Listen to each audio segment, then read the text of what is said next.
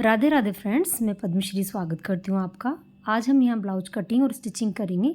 तो यहाँ मैंने अस्तर फैब्रिक और मैन फैब्रिक को लिया है। अस्तर फैब्रिक हमारा 80 सेंटीमीटर का ब्लाउज पीस है, उसी पर हम कटिंग करेंगे। और ब्लाउज का पैटर्न हमारा प्रिंसेस कट पर बेल्ट वाला ब्लाउज रहेगा। साथ ही इसका जो नाप है वो कस्टमर ने मुझे ब्लाउज़ दिया है, इसका मैंने टोटल मेज़रमेंट जो है लिख लिया है। चेस्ट साइज़ इसकी रहेगी 36 इंच पर। ये देखिए यहाँ पर चौथा भाग हमारा आ रहा है 9 इंच, यानी कि 36 साइज़ पर हमारा ब्लाउज़ रहेगा। बाकी सारा मेज़रमेंट इसका लंबाई का, कमर का सब मैंने ले लिया है और उसी के अकॉर्डिंग हम कटिंग करेंगे।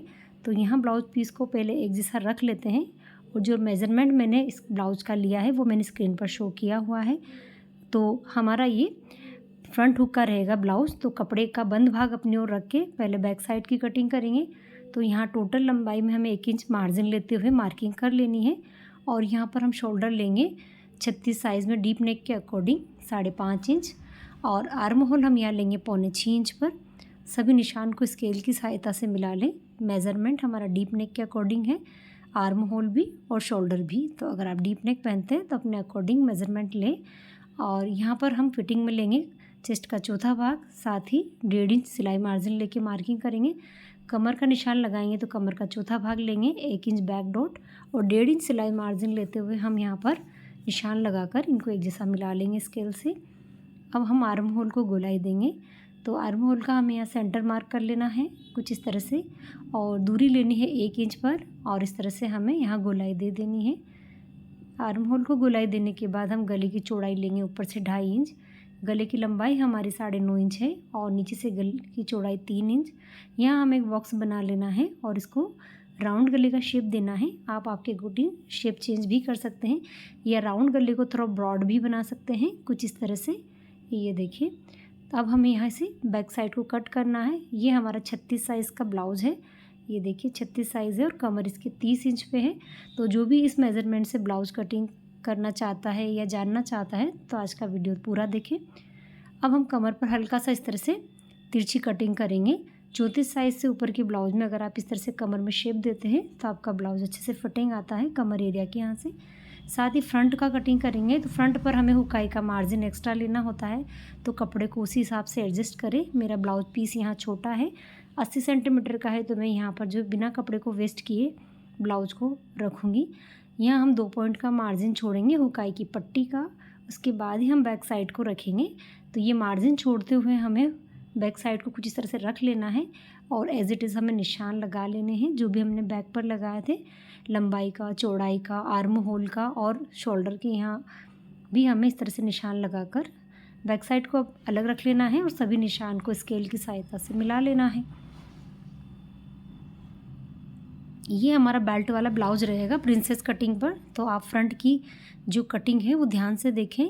जिस किसी को भी बेल्ट वाला प्रिंसेस कटिंग पर ब्लाउज जानना है तो इसमें हमें ध्यान से देखना है। लंबाई में हमें 1 इंच एक्स्ट्रा लेंगे क्योंकि हमें यहाँ बेल्ट मार्जिन लेना है। साइड की चौड़ाई से मैंने 1 इंच एक्स्ट्रा लिया है। आर्म होल हमारे बराबर है और शोल्डर भी हमें उकाई पट्टी का मार्जिन छोड़ते हुए अच्छे से चेक कर लेना है। जिस तरह से बैक पर लिए थे उसी तरह से फ्रंट पर भी लेने हैं। गले की चौड़ाई ऊपर से है 2.5 इंच, नीचे से 3 इंच की है और गले की लंबाई मैं यहाँ 6 इंच ले रही हूँ। आप आपके अकॉर्डिंग कम ज़्यादा ले सकते हैं। और यहाँ मैंने गोल गले का शेप दिया है। आर्म होल को आधा इंच अंदर की तरफ मार्क कर लेंगे। तो यहाँ मैं फ्रेंच कर्व की सहायता से इस तरह से आधा इंच अंदर की तरफ आर्म होल को शेप दूंगी। आप देखिए दोनों शेप में चेंजेस है, बैक पर जो है और फ्रंट पर जो है। तो आप इसी तरह से जो है यहाँ पर निशान लगा लें। अब हमें ऊपर वाला पार्ट कितना लेना है प्रिंसेस कटिंग का, तो मैं यहाँ नाप वाले ब्लाउज में देख लूँगी। 12.5 इंच का कंप्लीट है और नीचे बेल्ट इसमें 1.25 इंच का लगा हुआ है। तो यहाँ ऊपर से आधा इंच मार्जिन छोड़ते हुए मैंने नीचे से 13 इंच पर मार्किंग की है। तो ये 12.5 इंच का बनकर तैयार होगा। नीचे से आधा इंच सिलाई का छोड़ दिया है और ऊपर से भी। साथ ही हम यहाँ साइड में 2 इंच एक्स्ट्रा लेंगे प्रिंसेस कटिंग का और ऊपर से 1 इंच मैंने एक्स्ट्रा लिया हुआ है। तो इन दोनों निशान को हम इस तरह से मिला लेंगे। अब हमें यहाँ पर जो है 1 इंच ऊपर इस तरह से बेल्ट का शेप देना है। तो यहाँ से इसे इस तरह से मिला लें और बेल्ट का शेप दें। अब हम यहाँ टक्स पॉइंट लेंगे 10 इंच पर। फ्रंट से इसकी दूरी रहेगी 3.5 इंच में 1 पॉइंट ज़्यादा, यानी कि चेस्ट का 10वां भाग। तो ये ध्यान रखें। और नीचे से की तरफ से 3.5 इंच पर लिया है मैंने, उस तरह से इसको मिला दिया है। अब हम यहाँ पर 2 इंच की दूरी पर एक निशान लगाएंगे। जो 2 इंच हमने एक्स्ट्रा लिया है उसको यहाँ पर हमें एडजस्ट करना है। तो 2 इंच की दूरी पर मार्किंग करते हुए अब हमें यहाँ आर्म होल तक इस शेप को तैयार करना है और यहाँ मिला देना है। कुछ इस तरह से हमारा प्रिंसेस ब्लाउज़ की कटिंग होती है, जिस तरह से मैं हमेशा आपको बताती हूँ। अब हमें यहाँ थोड़ा सा गैप देना है, तो वो निशान भी मैंने लगा लिया है। आधा इंच का गैप ऊपर देना है और नीचे से 2 इंच का गैप है। तो ये हमारा 36 साइज़ पर प्रिंसेस ब्लाउज़ की जो है मैंने ड्राइंग की है और आप एज़ इट इज़ इसे कट करके अलग कर लें। ये देखिए, अब हम जो है अगर आप बेल्ट यहाँ से नहीं कट करना चाहते हैं, मान लो कपड़ा कम है, आप इधर से स्लीव भी निकाल सकते हैं। अगर आपके पास कपड़ा कम है तो अगर आपके पास पूरा मीटर का पीस हो तो आप इसी में से बेल्ट कट कर सकते हैं। तो मेरा ब्लाउज़ पीस छोटा है तो मैं साइड की कटिंग में से यहाँ बेल्ट कट करूँगी। इस वाले कपड़े को मैं डैमेज नहीं करूँगी। तो यहाँ जो बेल्ट का निशान था उतना ही कपड़ा मैंने साइड के बचे हुए कपड़े में से बेल्ट को कट किया है। तो आप इस तरह से एडजस्ट कर सकते हैं कपड़े को, अगर ब्लाउज़ पीस छोटा हो या आपका साइज़ बड़ा हो, कभी कपड़ा कम पड़ रहा हो तो बचे हुए कपड़े में से हम स्लीव कट कर सकते हैं। तो यहाँ पर मैंने बेल्ट भी अलग से कट कर लिया है। बीच में से हम इसे प्रिंसेस का जो शेप दिया है उसको कट करके अलग कर लेंगे और जहाँ टक्स पॉइंट था वहाँ पर हमें कट डाल देना है। तो ये देखिए हमारा जो है फ्रंट का लुक कुछ इस तरह से है। कटिंग होने के बाद और जॉइंट होने के बाद ये और भी अच्छा नज़र आएगा। साथ ही बैक का गला हमने कट नहीं किया था, इसे भी हम यहाँ कट करके अलग कर लेंगे। तो ये हमारा बैक और फ्रंट दोनों कटिंग हो चुके हैं। अब बचे हुए कपड़े में से हमें स्लीव किस तरह से कट करनी है। वैसे तो मेरी स्लीव एल्बो तक की है, लेकिन फिर भी मैं इस कपड़े में आपको ऊपर का मेथड बता देती हूँ कि किस तरह से स्लीव कट करनी। फोल्डिंग हमें लेनी है चेस्ट का चौथा भाग। तो अभी हमारा थोड़ा कम है, इसमें हमें 9 इंच चाहिए। तो ये अब 9 इंच हुआ, तो हमें यहाँ थोड़ा जॉइंट करना है क्योंकि हमें 9 इंच इसमें कंप्लीट चाहिए। साथ ही 3.5 इंच पर डीप देके इस तरह से हमें मिला देना है ऊपर से यहाँ 3.5 इंच के गैप तक। इसे कट करके हम अलग कर लेंगे। तो ये हमारी स्लीव इजीली तैयार हो जाती है। और जो चेस्ट का चौथा भाग हमने लिया था 9 इंच, वो बढ़ के हो गया है 10 इंच, क्योंकि इसमें कर्व आ गया है। तो ये हमारा जो है बहुत ही अच्छी कटिंग का मेथड है। आप स्लीव को इसी तरह से कट करें, मैंने अक्सर बताया हुआ आपको कटिंग के दौरान। साथ ही फ्रंट के 2 पल्ले हमें इस तरह से शेप देने हैं। तो हम ये कटिंग के दौरान स्लीव को कंप्लीट काटेंगे। यहाँ पर अब हम मैन फैब्रिक पर कटिंग कर लेते हैं, जो भी पार्ट्स हमने अस्तर फैब्रिक पे कट किए। तो मैन फैब्रिक पर भी हमारी कटिंग हो गई है। स्लीव पे मुझे कितना जॉइंट लगाना है तो मैं इसे अभी अलग रख देती हूँ। अभी हम फ्रंट और बैक को तैयार कर लेंगे। स्लीव में जॉइंट लगाने हैं तो मैं लास्ट में आपको बता दूँगी। अब हम बैक को तैयार करेंगे। सबसे पहले तो हमें अस्तर फैब्रिक और मैन फैब्रिक दोनों को इस तरह से एक दूसरे के ऊपर रख लेना है। तो यहाँ मैन फैब्रिक हमारा सीधा साइड है, इस बात का ध्यान रखें। मैं नीचे पट्टी अटैच कर रही हूँ, इसलिए मैंने इसको इस तरह से रखा हुआ है। अब यहाँ ऊपर में एक अस्तर फैब्रिक की पट्टी इस पर स्टिच कर दूँगी और इसे इस तरह से पलटेंगे और पूरा ओपन कर लेंगे ब्लाउज के दोनों फैब्रिक को। पट्टी को अस्तर फैब्रिक की तरफ फोल्ड करके एक सिलाई लगा लेनी है पट्टी के ऊपर। ये देखिए, जिस किसी को भी कमर में से ब्लाउज ऊपर चढ़ने की समस्या होती है तो आप पट्टी ज़रूर लगाएं। आप डायरेक्ट फोल्ड ना करें।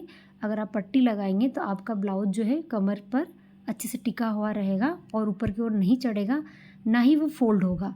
तो आप पट्टी का यूज़ ज़रूर करें। आप चाहें तो टक्स लगाने के बाद भी पट्टी लगा सकते हैं या टक्स से पहले।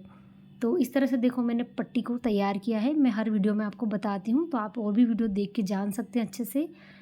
अब हम जो है पट्टी लगने के बाद सभी को सिलाई लगाकर फिक्स कर लेंगे। जो भी हमारा मैन फैब्रिक और अस्तर फैब्रिक है और जो एक्स्ट्रा कपड़ा है उसकी भी कटिंग कर ले।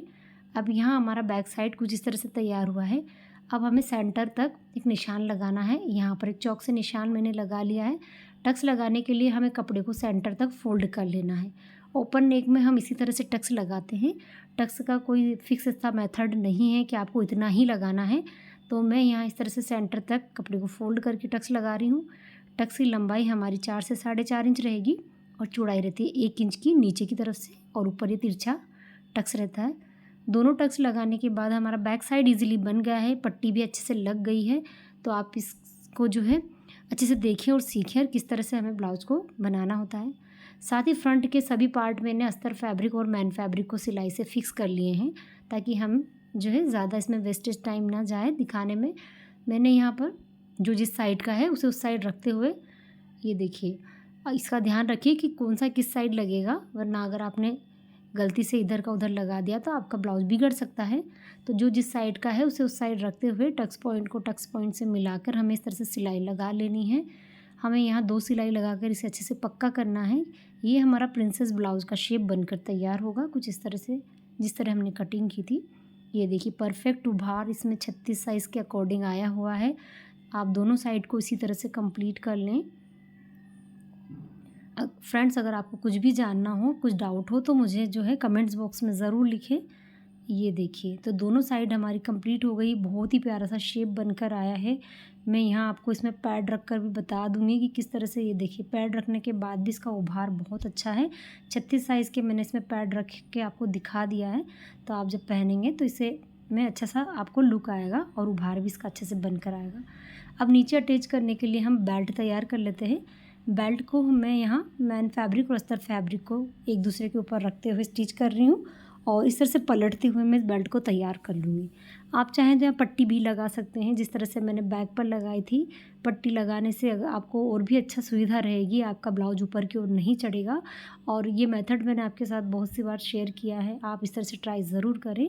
तो यहाँ मैंने डायरेक्ट इसे पलट कर बनाया है और आप चाहें तो पट्टी लगा कर बना सकते हैं। दोनों बेल्ट को इस तरह से तैयार कर लेने के बाद हम यहाँ पर इस शेप को अच्छा सा बना लेंगे और यहाँ पर हमें बेल्ट अटैच करना है। तो जो जिस साइड का हमारा बेल्ट रहा है उसे उसी साइड रखते हुए चेक कर लें अच्छे से और इस तरह से रखते हुए हमें सिलाई से इसे फिक्स कर लेना है। ये देखिए 2 सिलाई मैंने लगाकर यहाँ पक्का कर लिया है। दोनों बेल्ट हमें इसी तरह से तैयार कर लेने हैं।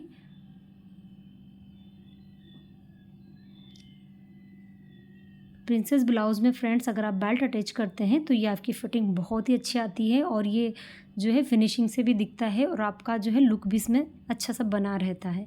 तो ये दोनों साइड हमारी तैयार हो गई है। अब हम जो एक्स्ट्रा है उसे कटिंग कर लेंगे। साथ ही हुकाई की पट्टी का एरिया भी हमें एक जैसा सीधा कर लेना है।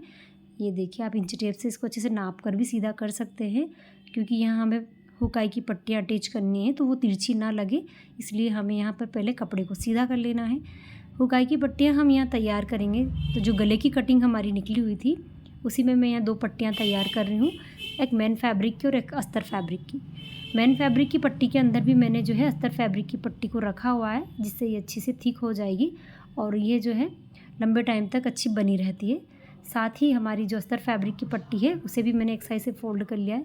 एक पट्टी की चौड़ाई 1 इंच रखें और मैन फैब्रिक की जो पट्टी है उसकी चौड़ाई हमें 2 इंच रखनी है। अब हम यहाँ इन्हें लगाएंगे। आप जिस साइड में आपको सुविधा हो उस साइड इसे अटैच कर सकते हैं, जिस तरह से आप हमेशा लगाते हैं।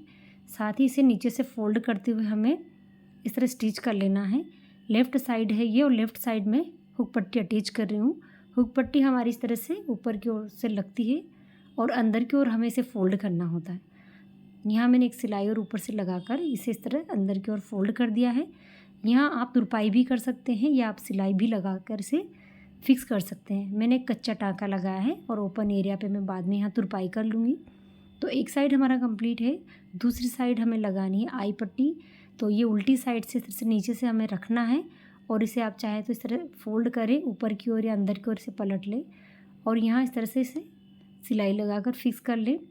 अब हम इसे ऊपर की ओर पलट देंगे और पलटने के बाद हम इसे हाफ़ फोल्ड करेंगे, क्योंकि ये हमारी एक्स्ट्रा पट्टी होती है। तो आप इसे हाफ़ फोल्ड करें और यहाँ पर सिलाई लगाकर इसे फिक्स कर लें।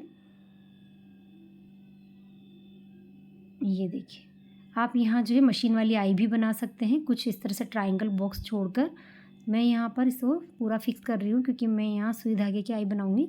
साथ ही दोनों पट्टियों को चेक कर ले कि अगर कोई बड़ी छोटी तो ना हो। इस स्टेज पर आप गले को भी डीप कर सकते हैं। तो मैं यहाँ नाप वाले गले में चेक कर लेती हूँ, तो हल्का सा गला छोटा है तो मैं यहाँ से बढ़ा लेती हूँ। आप यहाँ पर जो है आप गले को डीप भी कर सकते हैं, ब्रॉड भी कर सकते हैं, आपके अकॉर्डिंग इसमें इस स्टेज पर आप चेंजेस कर सकते हैं। तो जो नाप का ब्लाउज़ था उसी के बराबर मैंने इसका फ्रंट का गला कर दिया है। अब हम शोल्डर अटैच कर लेंगे, क्योंकि हमारा बैक और फ्रंट दोनों तैयार है। तो हम यहाँ इस तरह से रख लेंगे ब्लाउज़ के सभी पार्ट और यहाँ पर हमें शोल्डर पर सिलाई लगाकर इसे फिक्स कर लेना है।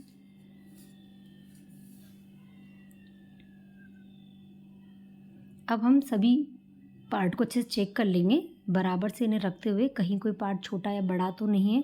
अगर कोई कुछ एक्स्ट्रा हो तो उसे अभी कट कर ले। यहाँ पर हमें साइड का भी ये लंबाई वाला पार्ट चेक कर लेना है। तो इसमें हल्का सा फ्रंट बढ़ा हुआ है तो उसकी मैं कटिंग कर लेती हूँ यहाँ पर।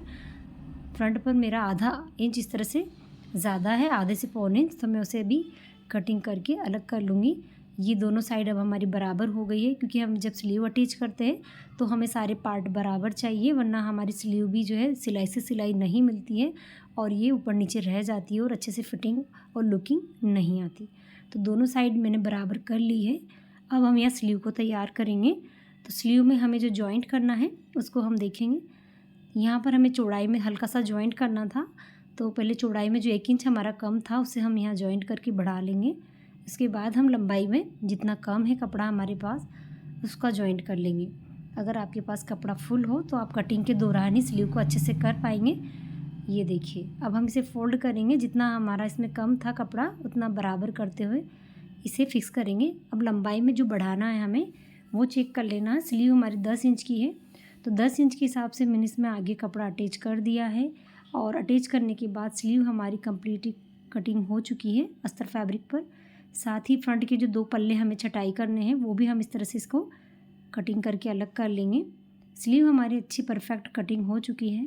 मैन फैब्रिक के ऊपर हमें कुछ इस तरह से रख लेना है। मैन फैब्रिक में आगे लेस लगी हुई है पहले से, तो मैं यहाँ पर इसको इस तरह से फोल्ड करते हुए लगा रही हूँ। आगे से मैंने इसका बॉर्डर फोल्ड कर लिया है। अस्तर फैब्रिक का जो हमारा कपड़ा है ये, इसको फोल्ड करके मैंने स्लीव पर फिक्स कर लिया है। साथ ही ऊपर की तरफ हम इस तरह से सिलाई लगा लेंगे ताकि हमारे कपड़े में कोई झोल वगैरह ना रहे जब हम स्लीव अटैच करें। सारे धागे वगैरह हैंड टू हैंड कट कर लें। अब दोनों स्लीव को इसी तरह से तैयार कर लेनी है हमें। अब हमें यहाँ स्लीव का सेंटर कट देना है और ब्लाउज पर अटैच करना है। और स्लीव का जो छटाई वाला हिस्सा है, जो हमने एक्स्ट्रा पल्ले की छटाई की थी, वो हमें आगे की तरफ रखना है और जो कट दिया है उसे रखना है शोल्डर सिलाई के यहाँ। और इस तरह से उंगलियों की सहायता से कपड़े को अच्छे से नाप लेना है। कम या ज़्यादा हो तो आपको इसी स्टेज पर पता चल जाएगा, तो आप उस हिसाब से कपड़े को एडजस्ट कर सकते हैं। तो मेरा कपड़ा यहाँ बराबर है, क्योंकि जिस मेथड से मैं कटिंग करती हूँ उस मेथड से मेरा कपड़ा कभी भी ना ज़्यादा होता है ना कम होता है। तो आप कटिंग वीडियो भी ज़रूर देखें, ध्यान से देखें, तो आप अच्छे से इसको सीख पाएंगे और ना आपकी स्लीव ज़्यादा रहेगी ना कम। स्लीव मैंने यहाँ लगा दी है, दोनों साइड में इसी तरह से कंप्लीट करूँगी। सेम मेथड रहेगा। शोल्डर कट के यहाँ को हम शोल्डर सिलाई क्या रखना है, स्लीव कट को उंगलियों की सहायता से अच्छे से नाप लेना है। मैं एक बार फिर से आपको बता रही हूँ स्लीव की प्रोसेस। तो आराम से हमें स्लीव में कोई खिंचाव नहीं लेना है और स्लीव को यहाँ अटैच करना है। स्लीव को 2 सिलाई लगाकर फिक्स करें तो और भी स्लीव हमारी हमेशा मजबूत बनी रहेगी। ये देखिए, अब ब्लाउज़ को इस तरह से सीधी साइड पर हमें रखना है, क्योंकि हमें साइड की सिलाई लगानी है। और सभी पार्ट को चेक कर लें, बड़ा छोटा कुछ हो एक्स्ट्रा हो तो उसे कटिंग कर लें। मेरा ब्लाउज पार्ट सभी बराबर हैं, कभी भी ये बड़े छोटे नहीं रहते जिस तरह से मैं कटिंग करती हूँ। तो यहाँ सिलाई लगाने के बाद जो धागे वगैरह है या जो थोड़ा एक्स्ट्रा कपड़ा है वहाँ मैंने कट करके अलग कर लिया है। दोनों साइड को इसी तरह से कंप्लीट करेंगे। अब हम इसे पलट कर फिटिंग की सिलाई लगाएंगे। तो ये साइड सिलाई हमारी इनविजिबल रहेगी, यहाँ कोई धागे वगैरह नहीं निकलेंगे फिटिंग के यहाँ पर। ये देखिए, और जो मार्जिन एरिया हमने लिया हुआ था 1.5 इंच का, उसी के अंदर अंदर हमें 2 से 3 सिलाइयाँ लगा लेनी है पास। उसके बाद हम फिटिंग सिलाई लगाएंगे।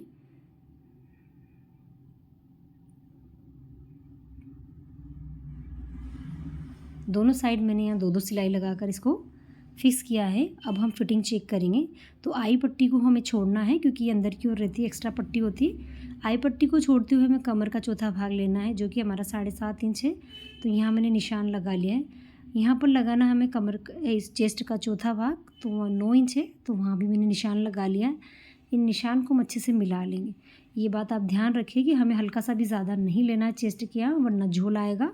तो आप बराबर लें। साथ ही हमारी स्लीव का भी जो हम गोलाई लेते हैं उसका हाफ लेते हुए हमें यहाँ मार्किंग कर लेनी है। और दोनों साइड हमें इसी तरह से लगा लेनी है निशान को, और फिटिंग को भी लगा लेना है। मैं आपको हर बार बताती हूँ कि हम फिटिंग किस तरह से लगाते हैं। कमर के यहाँ कमर का चौथा भाग, चेस्ट के यहाँ चेस्ट का चौथा भाग, और हाथ के यहाँ हमें गोलाई का हाफ लेना होता है।